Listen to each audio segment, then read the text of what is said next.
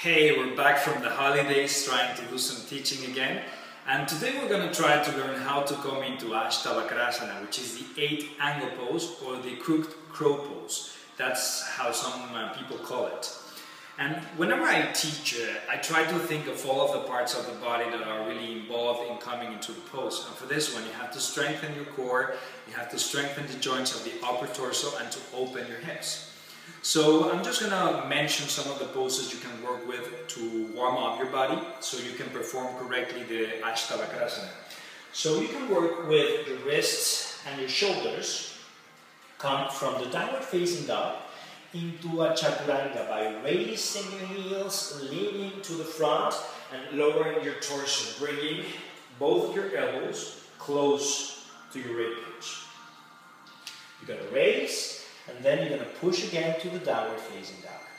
So you can open your hips, you can raise the right leg, bringing the right knee in between your hands, extending the back leg into the one-leg pigeon pose.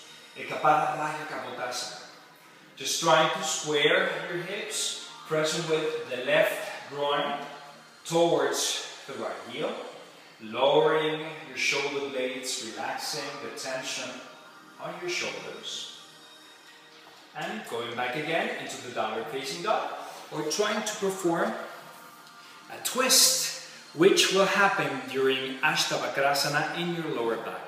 So you're going to lengthen your spine, you're going to place the fingers of the left hand behind your back, lengthening the right arm, you're going to cross with the right elbow, and then you're going to twist your neck to look over the left shoulder. After 5 to 8 breaths, you're going to release so we can practice the garland pose. And for this one, you're going to try to keep your feet hip-width distance apart, pressing your hands together in front of your chest, pressing with the back elbows against the inner thighs, so you can open your hips, bringing the thighs closer to the rib cage. Just when you're ready, so you can strengthen your core, you're going to perform paripurna or ardhanavasana, which is the half boat pose or the full boat pose. For the half boat pose, you're going to place both of your heels to the height of your knees. You're going to lengthen your arms to the front. You're going to bring the navel closer to the spine.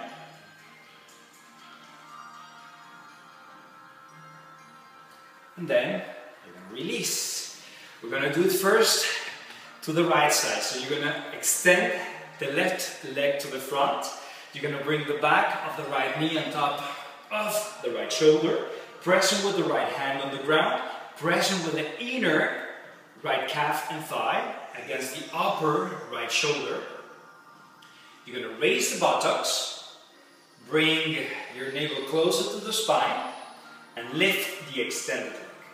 Point with the kneecap and the toes up to the ceiling or up to the sky. With another perspective. Now, when we perform astavakrasana, this arm balance, we're going to glide to the right side. So you're going to swing your pelvis back until your tailbone is aligned with your breastbone.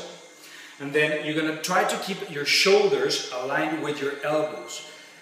You can try some options by bringing the forehead to the ground, maybe kissing the mat, or whatever you want. But it's essential to keep the balance, lengthening both of your legs. So now we have both of the hands on the ground. You're going to press, bringing the left ankle on top of the right foot. When you swing your pelvis to the back, you're going to bend the left elbow. Look to the front. Kiss the ground. Lift and come to center. Relax.